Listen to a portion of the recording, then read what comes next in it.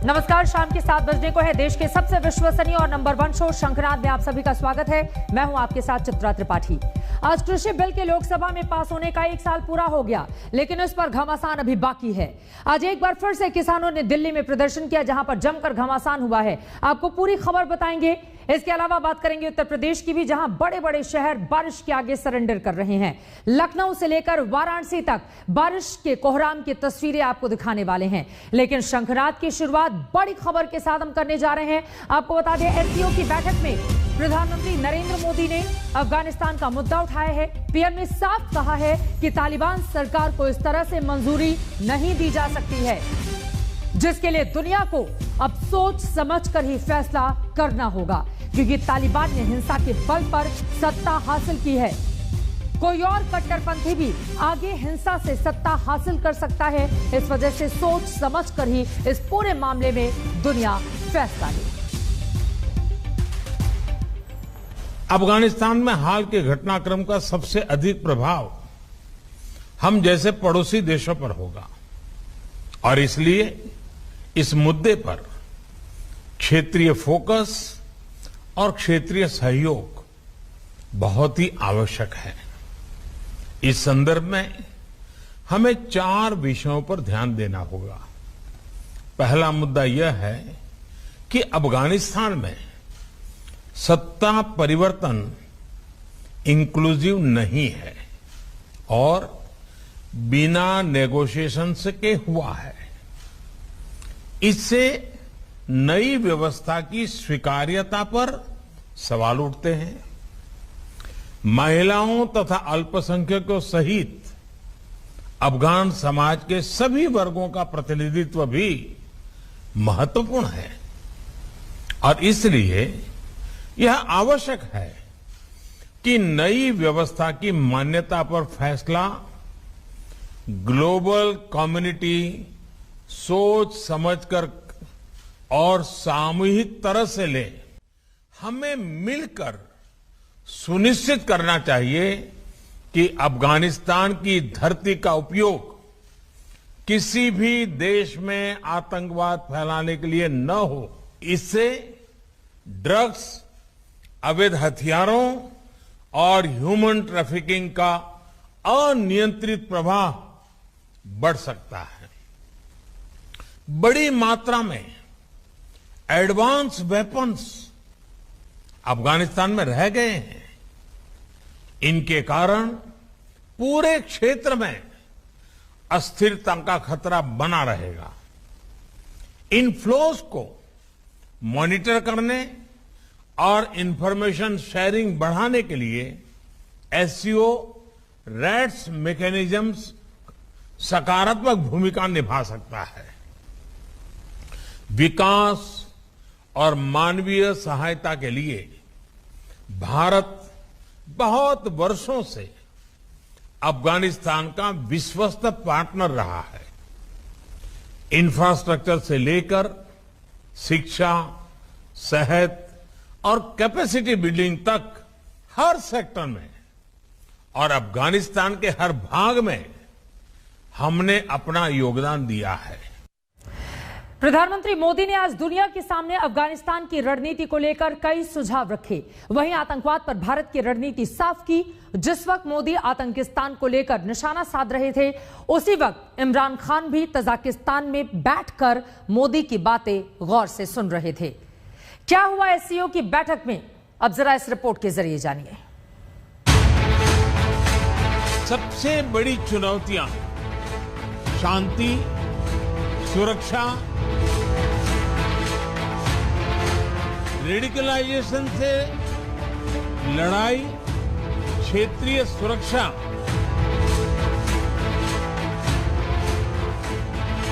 भले ही बंदूक की नोक पर तालिबान ने अफगानिस्तान पर कब्जा कर लिया हो,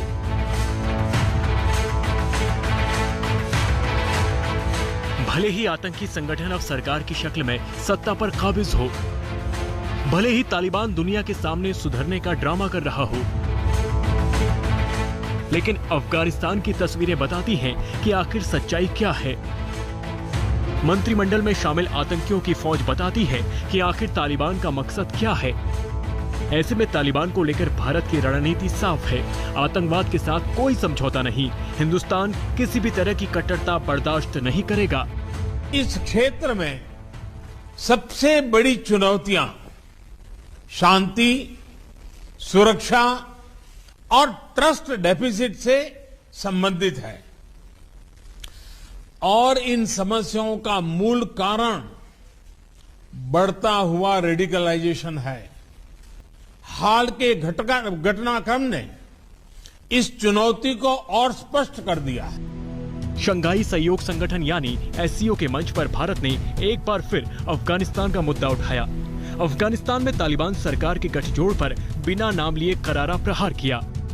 एक्सेलेंसी, रेडिकलाइजेशन से लड़ाई क्षेत्रीय सुरक्षा और आपसी ट्रस्ट के लिए तो आवश्यक है ही। यह हमारी युवा पीढ़ियों के उज्जवल भविष्य के लिए भी जरूरी है। जिस वक्त प्रधानमंत्री मोदी वीडियो कॉन्फ्रेंसिंग के जरिए बोल रहे थे, उस वक्त तजाकिस्तान में बैठे पाकिस्तानी पीएम इमरान खान सब कुछ सुन रहे थे। बैठक में पाकिस्तान दुनिया के सामने जलील हो रहा था और इमरान बेशर्म की तरह बैठे हुए थे। सवाल एशिया में शांति का था, अफगानिस्तान में बदले हालातों का था, कट्टरता के नाम पर चल रहे आतंकवाद के खेल का था। भारत में और एससीओ के लगभग सभी देशों में इस्लाम से जुड़ी मॉडरेट, टॉलरेंट और इंक्लूसिव संस्थाएं और परंपराएं हैं। एससीओ को इनके बीच एक मजबूत नेटवर्क विकसित करने के लिए काम करना चाहिए।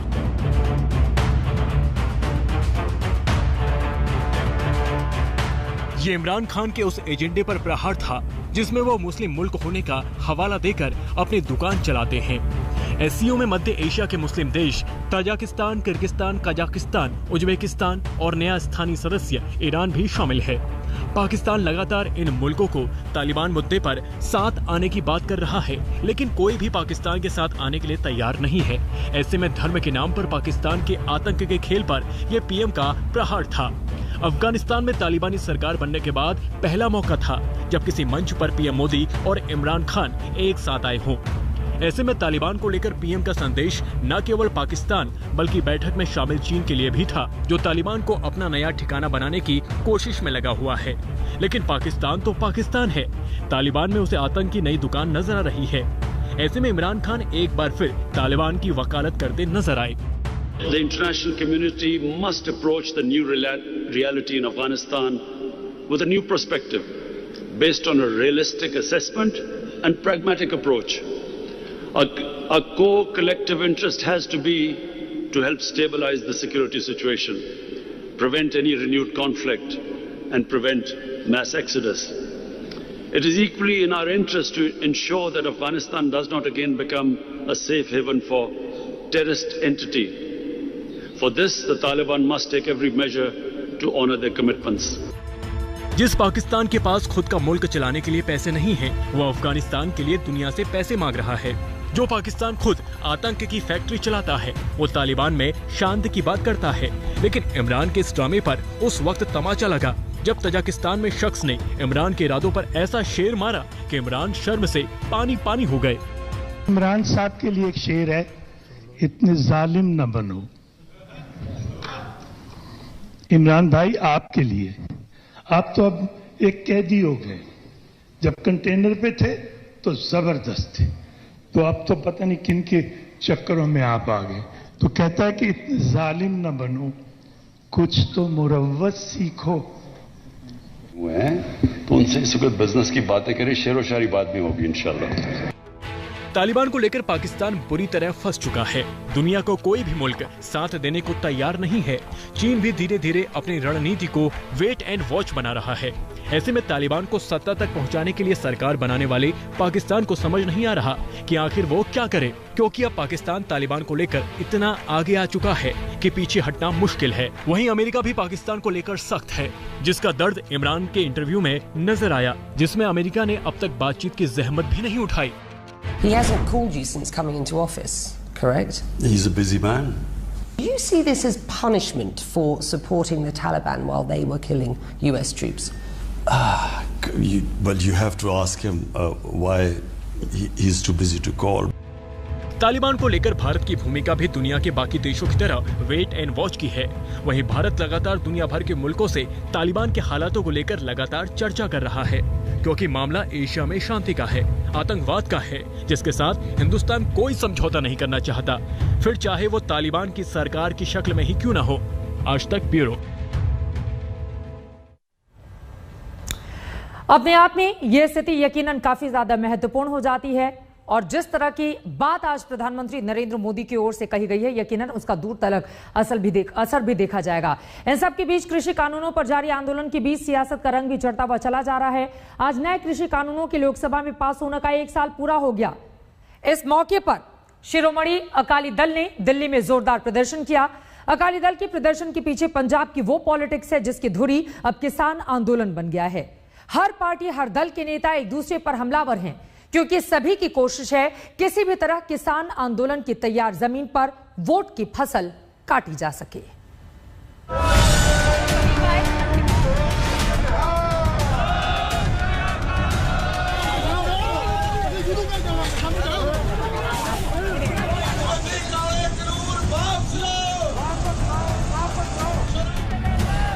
कृषि कानूनों के खिलाफ जंग सियासी रंग ले चुकी है और इस जंग के बीच दिल्ली में अकाली दल के कार्यकर्ताओं ने हल्ला बोल दिया।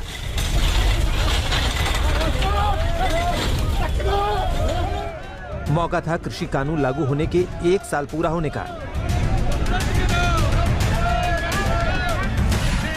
जिसे काला दिवस बताते हुए अकाली दल के कार्यकर्ता दिल्ली की सड़कों पर उतर आए।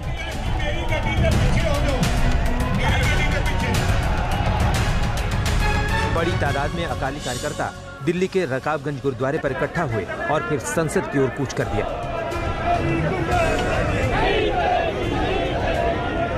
आप देख सकते हैं ये पंत मार्ग की तरफ जो सड़क जा रही है, अब यहाँ पर लोगों की भीड़ जमा हो गई है पंत मार्ग पर, लेकिन बैरिकेडिंग लगाई गई है जहाँ पर दोबारा से प्रोटेस्टर्स को रोका गया है। लेकिन कम से कम इस गोल चक्कर पर इस वक्त बहुत सारे प्रोटेस्टर्स को आने की इजाजत मिल गई है और आप देख सकते हैं यहाँ पर नारे लगाए जा रहे हैं। प्रदर्शन को देखते हुए प्रशासन पहले से ही चौकस था, लिहाजा पुलिस और अकाली कार्यकर्ता आमने सामने आ गए।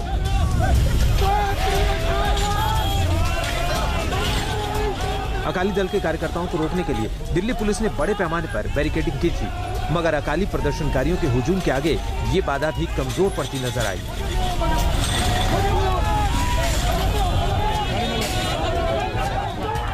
पुलिस और अकाली दल के कार्यकर्ताओं के बीच कई बार झड़प हुई।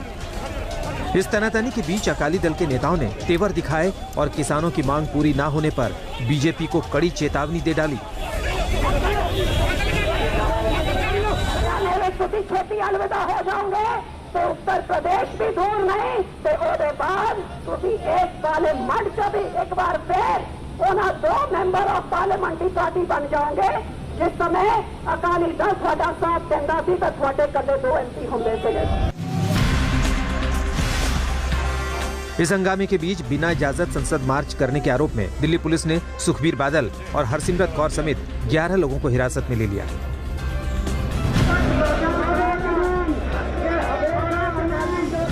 कृषि कानूनों के खिलाफ अकाली दल का ये प्रदर्शन सियासी है, क्योंकि किसानों के आंदोलन की आंच पंजाब जैसे सूबे का ताप बढ़ाए हुए है।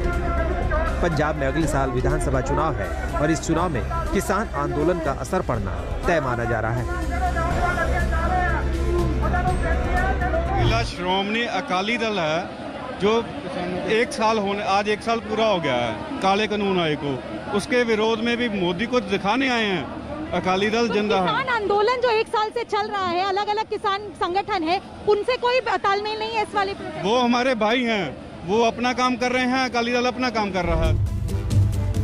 यही वजह है कि किसानों के मुद्दे पर कांग्रेस, अकाली और आप तीनों ही केंद्र के खिलाफ मोर्चाबंदी में सबसे आगे नजर आना चाहते हैं और इसी वजह से पंजाब की पॉलिटिक्स में भी इन तीनों दलों के बीच किसानों पर सियासी तकरार बढ़ती जा रही है।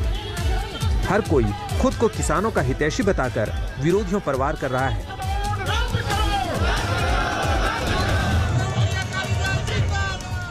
अकाली दल के नेता का यह हमला पंजाब कांग्रेस के अध्यक्ष नवजोत सिंह सिद्धू के उस हमले के जवाब में था जिसमें उन्होंने नए कृषि कानूनों का निर्माता बादल परिवार को बताया था।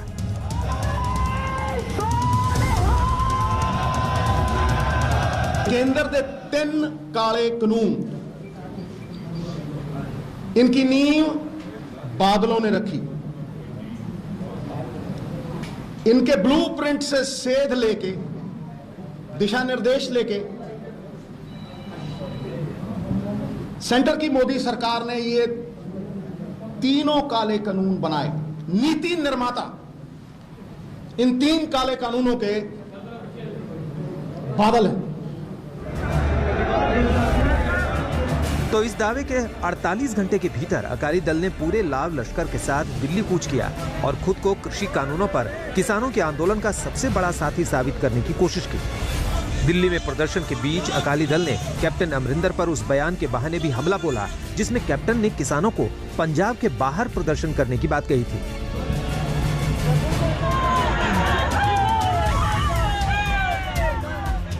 हालांकि सच्चाई ये भी है कि कृषि कानूनों को लेकर कई किसान संगठन अकाली दल से भी नाराज हैं, जिसकी झलक गुरुवार को हरियाणा के हिसार में दिखाई दी, जहां खुद अकाली दल के अध्यक्ष सुखबीर सिंह बादल को किसानों के विरोध का सामना करना पड़ा था। कृषि कानूनों के खिलाफ करीब 10 महीने से किसान पंजाब, हरियाणा और दिल्ली के बॉर्डर पर डटे हुए हैं। सरकार से किसान नेताओं की कई दौर की बातचीत भी नाकाम रही। इस बीच यूपी और पंजाब में जारी चुनावी सरगर्मी के बीच किसानों का मुद्दा राजनीति के केंद्र में आ गया है। किसान नेता भी आंदोलन के सियासी असर को समझ रहे हैं। बैठे हुए हैं, सरकार कह रही कि इसे 18 महीने इसका इंतजार कर लेते हैं, तो वो 12 महीने तो हो गए, 6 महीने और इंतजार कर लेते हैं। सरकार यही तो कह रही कि हम इसको 18 महीने स्थगित कर देंगे, तो हम भी 18 महीने इसका इंतजार कर लेते।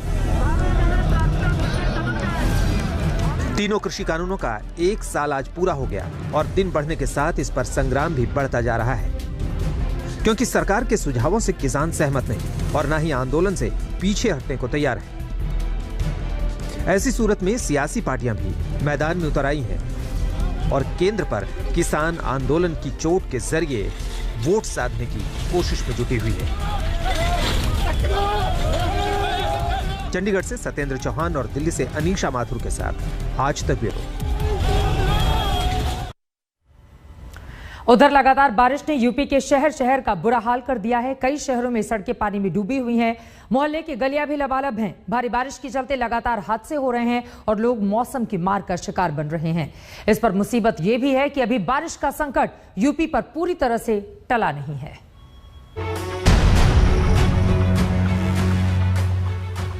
जैसी मूसलाधार बारिश ने यूपी की राजधानी लखनऊ को डुबोकर रख दिया, जैसी बारिश ने लखनऊ की सड़कों को समंदर बना दिया, जैसी बारिश में लखनऊ के पौष इलाके भी पूरी तरह पानी पानी हो गए। विधानसभा के गेट पर सैलाब दिखा, बीएसपी अध्यक्ष मायावती के घर पानी भर गया, कई वीआईपी इलाके घुटनों तक डूबे नजर आए। वैसे ही प्रचंड बारिश की आफत अब भी यूपी के आसमान से छंटी नहीं है, क्योंकि मौसम विभाग की माने तो यूपी में बीते 24 घंटे के अंदर औसत अनुमान से 5 गुना ज्यादा बारिश हुई। अगले 24 घंटे में पूर्वी यूपी में कुछ जगहों पर तेज बारिश हो सकती है और बारिश का ऐसा ही सिलसिला पश्चिमी यूपी में भी शुरू हो सकता है। यूपी के कई शहर इन दिनों भारी बारिश की मार झेल रहे हैं। शहर की सड़कें तालाब बन चुकी हैं, जहां लोगों को आने जाने में खासी दिक्कत का सामना करना पड़ रहा है। भारी बारिश ने संगम नगरी प्रयागराज को दरिया बना डाला। शहर के निचले इलाकों की बात छोड़ ही दें, जो इलाके ऊंचाई वाले माने जाते हैं वहां तक भी पानी ने अपना साम्राज्य फैला लिया। यूपी के कई जिलों में बारिश की यह आसमानी आफत लोगों की जिंदगी पर भारी पड़ती जा रही है। यूपी में तेज बारिश के चलते हुए हादसों में अब तक 40 से ज्यादा लोगों की मौत हो चुकी है। सबसे ज्यादा 12 लोगों की मौत बाराबंकी जिले में हुई। कई शहरों में लगातार हो रही बारिश से जर्जर मकानों के गिरने का खतरा बढ़ गया। कृपया ध्यान दें, लगातार बारिश होने के कारण जो जर्जर मकान कुछ शहरों में तो पुलिस घूम घूम कर लाउडस्पीकर से जर्जर मकान खाली करने की अपील करती दिखी। जिन लोगों के जर्जर मकान हैं, उन लोगों से अनुरोध है कि वो सतर्क रहें और अपने तथा अपने बच्चों को सुरक्षित स्थान पर रखें। यूपी के सीएम योगी आदित्यनाथ ने भी अधिकारियों को निर्देश दिया है कि बारिश से प्रभावित लोगों को फौरन राहत पहुंचाई जाए। साथ ही रिकॉर्ड बारिश से हुए नुकसान का जायजा लिया जाए। लौटते मॉनसून का तांडव यूपी के कई शहरों में तबाही लेकर आया है। रिकॉर्ड बारिश ने कई शहरों में जिंदगी रोक कर रख दी है और कई जगहों पर ये बारिश लोगों की जिंदगी पर संकट ले आई है। आज तक ब्यूरो। प्रधानमंत्री नरेंद्र मोदी के जन्मदिन पर टीकाकरण अभियान में जिस वक्त आंकड़ा 2 करोड़ पर पहुंचा, स्वास्थ्य मंत्री मनसुख मंडाविया उस वक्त सफदरजंग अस्पताल में स्वास्थ्य कर्मियों के साथ थे। ये तमाम बातें आप तक पहुंचाएंगे, लेकिन बार बार दिन ये बात हम इसलिए कह रहे हैं क्योंकि एक तरफ प्रधानमंत्री नरेंद्र मोदी का जन्मदिन है, तो वहीं दूसरी तरफ आप देख पा रहे हैं ये काउंटडाउन 2 करोड़ 22 लाख के आंकड़े को अब तक पार किया जा चुका है वैक्सीनेशन में। और इस तरह से हिंदुस्तान ने बनाया है दुनिया भर में आज एक नया रिकॉर्ड। ये आंकड़ा अपने आप में बहुत कुछ कहता है। आपको बता दें, एक तरफ प्रधानमंत्री नरेंद्र मोदी का जन्मदिन है और उसको लेकर दूसरी तरफ आपको बताते चले वैक्सीनेशन की ऐसी ड्राइव चली है। पीएम मोदी के जन्मदिन पर रिकॉर्ड तोड़ टीकाकरण और उसका यह आंकड़ा 2 करोड़ 22 लाख से ज्यादा लोगों को लग चुका है टीका। जैसा कि स्क्रीन पर आप देख पा रहे हैं, रात 12 बजे के पहले 2.5 करोड़ तक इस आंकड़े को लेकर जाना है, ये टारगेट रखा गया है। और जिस तेजी से, जिस रफ्तार से ये आंकड़ा बढ़ता हुआ चला जा रहा है, हर एक सेकंड में 527 से ज्यादा लोगों का टीकाकरण हो रहा है। आप गौर से देखिए इन आंकड़ों को। एक दिन में टीकाकरण का ये सबसे बड़ा रिकॉर्ड है और मिनट दर मिनट किस तरह से आंकड़े लगातार बदलते हुए और आगे बढ़ते हुए चले जा रहे हैं, टीवी स्क्रीन पर आपके सामने है। प्रधानमंत्री नरेंद्र मोदी का जन्मदिन है और इस जन्मदिन के मौके पर खासतौर से वैक्सीनेशन ड्राइव का ये बड़ा प्रोग्राम रखा गया था, जिसमें अब तक 2 करोड़ 22 लाख से ज्यादा लोगों को टीका लग चुका है। और कितनी तेजी से वैक्सीनेशन टुडे का ये पूरा का पूरा आंकड़ा बढ़ रहा था, वो भी आपने टीवी स्क्रीन पर देख लिया है। प्रधानमंत्री नरेंद्र मोदी के जन्मदिन पर टीकाकरण अभियान में जिस वक्त आंकड़ा 2 करोड़ पर पहुंचा, जैसा कि मैंने आपको जानकारी दी, स्वास्थ्य मंत्री मनसुख मंडाविया उस वक्त सफदरजंग अस्पताल में स्वास्थ्य कर्मियों के साथ मौजूद थे। जैसे ही आंकड़ा 2 करोड़ पर पहुंचा, मनसुख मंडाविया और स्वास्थ्य कर्मी खुशी से झूम उठे। मंडाविया ने स्वास्थ्य कर्मियों को मिठाइयां खिलाई। मनसुख मंडाविया ने ही प्रधानमंत्री मोदी के जन्मदिन पर 2 करोड़ टीकाकरण का लक्ष्य रखा था और लोगों से बड़ी तादाद में आकर वैक्सीन लगवाने की अपील की थी। लेकिन बाद में जिस तरह से यह आंकड़ा बढ़ता हुआ चला गया, उसके बाद 2.5 करोड़ वैक्सीनेशन का एक दिन का आंकड़ा आज हिंदुस्तान छू लेगा। Thank you all health workers, well done India. Thank you all health workers, well done India. यकीनन आज का दिन बेहद खास है और उसी का जिक्र करते हुए मिठाई खिलाकर एक दूसरे को बधाई भी दी गई। वहीं प्रधानमंत्री नरेंद्र मोदी के जन्मदिन पर देश ने जैसे महामारी के खिलाफ महायुद्ध छेड़ दिया हो, सुबह से ही टीकाकरण केंद्रों पर लोगों की लंबी लंबी कतारें लगने लगी। टीकाकरण एक उत्सव बन गया, जहां टीके लगाने वाले और टीका लगवाने वालों का उत्साह देखते ही बन रहा था। यही वजह है कि 2 करोड़ टीकाकरण का लक्ष्य तो समय से पहले ही पूरा हो गया और अब तो सारे के सारे रिकॉर्ड टूट गए हैं। और 12 बजे के पहले जो आंकड़ा हम आप तक पहुंचा रहे हैं, 2.5 करोड़ तक हो जाएगा जो लक्ष्य रखा गया है। ये रिपोर्ट देखिए।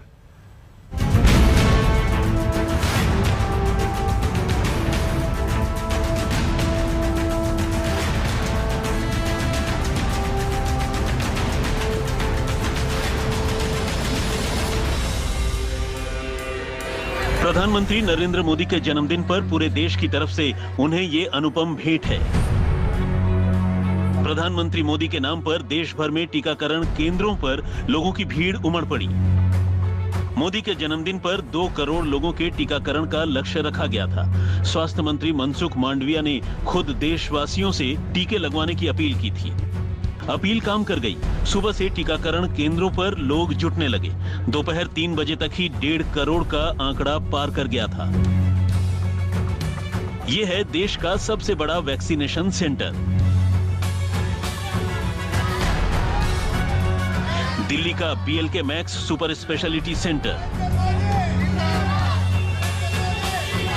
पीएम मोदी के जन्मदिन पर सेंटर पर रोज की अपेक्षा ज्यादा भीड़ नजर आई।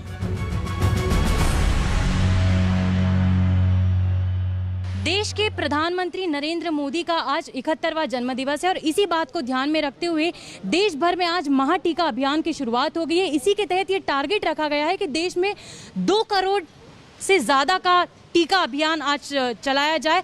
और इसी बात को ध्यान में रखते हुए हम मौजूद है देश के सबसे बड़े कोविड-19 वैक्सीनेशन सेंटर यानी कि BLK max super speciality vaccination centre पर, जहां पर आप देख सकते हैं कि शाम होने के बावजूद लोग लगातार इस वैक्सीनेशन ड्राइव का हिस्सा बनने के लिए आ चुके हैं। क्या बुजुर्ग, क्या जवान, सेंटर पर वैक्सीन लगवाने वालों की भीड़ जुटी रही। उम्मीद यही है कि आज के दिन ज़्यादा से ज़्यादा लोग वैक्सीनेट अपने आप को करें ताकि जो टारगेट सेट किया गया है वो पूरा हो। इसमें देश की भी भलाई है, सबसे पहले तो खुद की भलाई है, क्योंकि हम सेफ रहेंगे तो दुनिया सेफ रहेगी।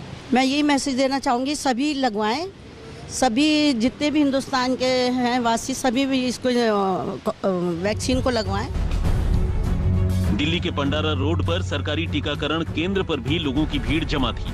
प्रधानमंत्री नरेंद्र मोदी के जन्मदिन पर टीकाकरण महाअभियान को लेकर लोगों में गजब का उत्साह था।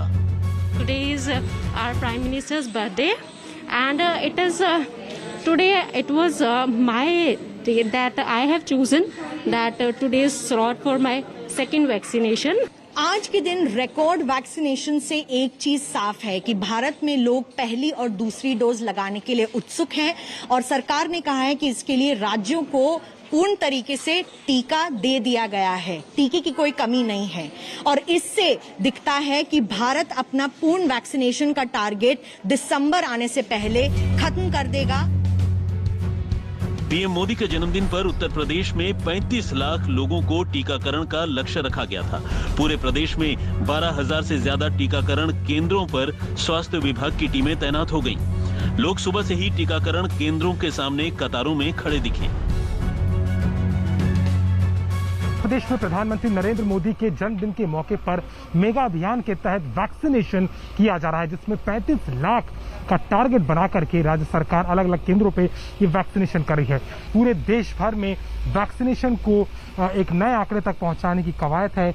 उसी की दिशा में यूपी में भी वैक्सीनेशन का ये जो दौर है वो लगातार चल रहा है। आपको बता दें कि यूपी में पहले ही 9 करोड़ के पार वैक्सीनेशन हो चुका है और इसके साथ ही साथ अगर बात की जाए तो यूपी में लगभग 12,000 केंद्रों पर ये वैक्सीनेशन लगातार चल रहा है। काफी अवेयरनेस हो गई है, काफी लोगों ने भी वैक्सीन लगवा ली है और इससे लोगों को फायदा भी मिला है। पहले जैसे ही काफी वो चल रहा था कि जो है वैक्सीन लगाने से कुछ प्रॉब्लम आ रही है, बट अब लोग जागरूक हो चुके हैं और काफी लोग वैक्सीन लगवा रहे हैं। चंडीगढ़ में 80% से ज्यादा लोग वैक्सीन लगवा चुके हैं। फिर भी मोदी के जन्मदिन पर टीका लगवाने वाले लोगों की भीड़ जुटी रही। चंडीगढ़ में जो आबादी का बहुत बड़ा भाग है वो पहले ही वैक्सीन अपने यहाँ पर लगवा चुका है, लेकिन इसके बावजूद लोग जोश और उत्साह के साथ वैक्सीन सेंटर पर लगातार आ रहे हैं। प्रधानमंत्री नरेंद्र मोदी के जन्मदिन पर पूरे देश में टीकाकरण अभियान चलाया गया। इस महाअभियान में महा रिकॉर्ड बनाने के लिए लोगों में गजब का उत्साह दिखा। चेन्नई में सुबह से ही टीकाकरण केंद्रों पर लोगों की भीड़ लगी रही। राज्य के स्वास्थ्य मंत्री एम.ए. सुब्रमण्यम ने खुद टीकाकरण अभियान का जायजा लिया। बेंगलोर में भी लोगों में वैक्सीन लगवाने को लेकर खूब उत्साह दिखा। बिहार के खगड़िया में मुस्लिम बहुल इलाकों में टीकाकरण केंद्रों पर लोगों की भीड़ जमा रही। दिल्ली से सटे नोएडा में भी सुबह से ही अस्पतालों में लंबी कतारें लगी रही। जम्मू कश्मीर में एलओसी से सटे बोनियार में भी लोगों को वैक्सीन लगाई गई। ये एलओसी के पास पहला इलाका है जहां 18 साल के ऊपर के लोगों को 100% वैक्सीन लगाई जा चुकी है। प्रधानमंत्री नरेंद्र मोदी के 71वें जन्मदिन पर टीकाकरण अभियान को कामयाब बनाने के लिए मध्य प्रदेश में 11,000 सेंटर बनाए गए। राज्य में 32,40,000 लोगों को टीके लगाने का लक्ष्य रखा गया है। चिकित्सा शिक्षा मंत्री विश्वास सारंग खुद अलग अलग टीकाकरण केंद्रों पर जा रहे हैं। सुबह से ही वो अलग अलग टीकाकरण केंद्रों पर जाके वैक्सीनेशन की स्थिति का जायजा ले रहे हैं, लोगों से बात कर रहे हैं और जानने की कोशिश कर रहे हैं। ये देखिए आप, ये जो नरेला विधानसभा विश्वास सारंग की विधानसभा है, यहाँ पर जो मंदिर है उस मंदिर परिसर में ही टीकाकरण केंद्र बनाया गया है।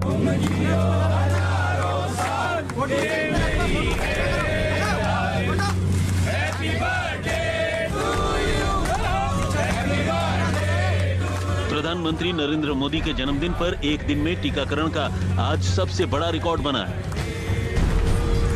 इससे पहले 6 सितंबर को 1,19,839 लोगों को टीका लगाया गया था। 31 अगस्त को 1,41,20,467 लोगों को टीका लगाया गया था। 27 अगस्त को 1,08,99,699 लोगों का टीकाकरण हुआ था। मोदी जी का जन्मदिन है।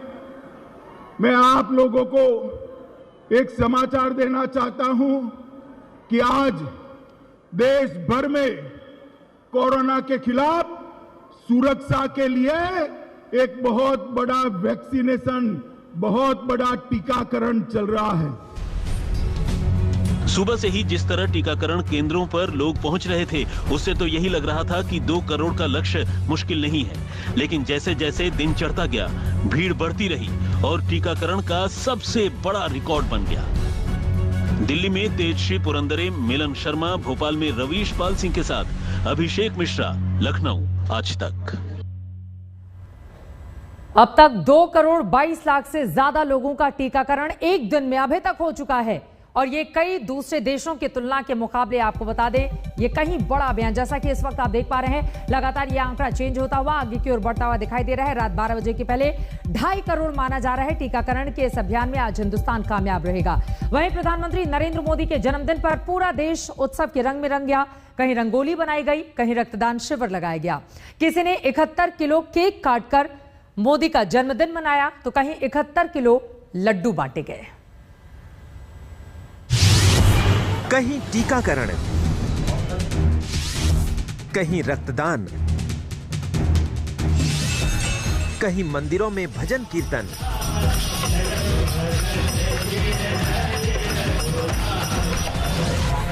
तो कहीं दरगाह पर मांगी दुआ।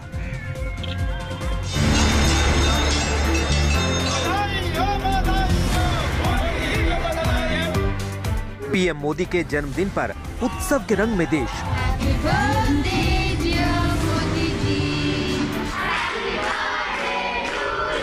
प्रधानमंत्री नरेंद्र मोदी के 71वें जन्मदिन पर पूरा देश उत्सव के रंग में रंग गया। ये तस्वीरें इंदौर की हैं, जहां पीएम मोदी के जन्मदिन पर 7100 वर्ग फीट की विशाल रंगोली बनाई गई है। इस रंगोली में प्रधानमंत्री नरेंद्र मोदी को उनकी मां लड्डू खिलाती हुई दिखाई दे रही हैं।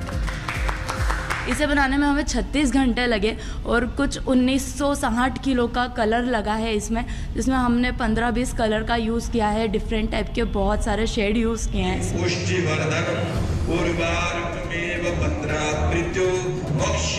जगह जगह हवन कीर्तन का आयोजन किया गया। ये तस्वीरें दिल्ली के पंजाबी बाग की हैं, जहां मोदी के जन्मदिन पर हवन पूजन चल रहा है। दिल्ली के मयूर विहार में बीजेपी कार्यकर्ताओं ने झुग्गी झोपड़ी के बच्चों के साथ मोदी का जन्मदिन मनाया। बच्चों ने यहां 71 केक काटे और मोदी को जन्मदिन की बधाई दी।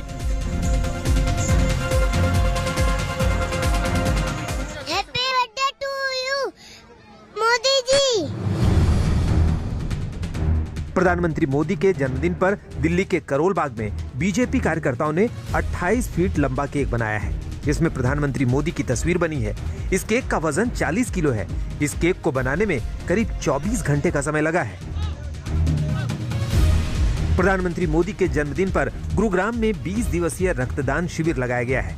इस शिविर का उद्घाटन मुख्यमंत्री मनोहर लाल खट्टर ने किया है।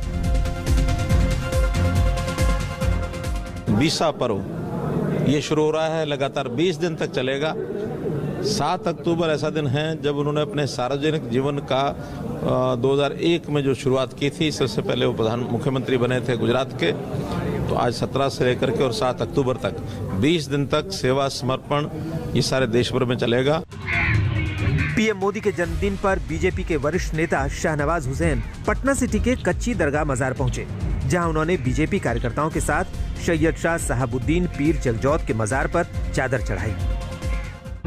लेह में बीजेपी कार्यकर्ताओं ने केक काटकर प्रधानमंत्री मोदी का जन्मदिन मनाया।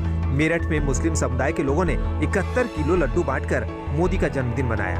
बिहार की राजधानी पटना के काली घाट के पास गंगा किनारे बीजेपी कार्यकर्ताओं ने देश के प्रधानमंत्री नरेंद्र मोदी के कटआउट पर 71 किलो दूध से दुग्धाभिषेक किया। भोपाल में बीजेपी कार्यकर्ताओं ने 71 फीट लंबा केक काटा वाराणसी में 71 वटुकों ने गंगा में दुग्धाभिषेक किया। पीएम मोदी के जन्मदिन पर मध्य प्रदेश सरकार के मंत्री विश्वास सारंग ने हनुमान चालीसा का पाठ किया। मोदी की लंबी उम्र की दुआ भी मांगी। प्रदेश के चिकित्सा शिक्षा मंत्री विश्वास सारंग के विधानसभा क्षेत्र में उन्होंने पहले प्रधानमंत्री नरेंद्र मोदी की लंबी उम्र की कामना के लिए हनुमान चालीसा का पाठ किया। और अगर आप सामने देखें तो खुद मंत्री विश्वास सारंग यहां पर अपनी भजन मंडली के साथ मौजूद हैं और प्रधानमंत्री नरेंद्र मोदी के बेहतर स्वास्थ्य के लिए, उनकी लंबी उम्र की कामना के लिए हनुमान चालीसा का पाठ करवा रहे हैं। मोदी के जन्मदिन पर अहमदाबाद के मुस्लिम बहुल इलाके जमालपुर में लोगों ने 71 किलो का केक काटा। और इस तरह से सब एक सुर से कह रहे हैं, बार बार दिन ये आए, हैप्पी बर्थडे मोदी जी। इसी के साथ शंखनाद में आज के लिए बस इतना ही। देश और दुनिया की बाकी खबरों के लिए आप देखते रहिए आज तक।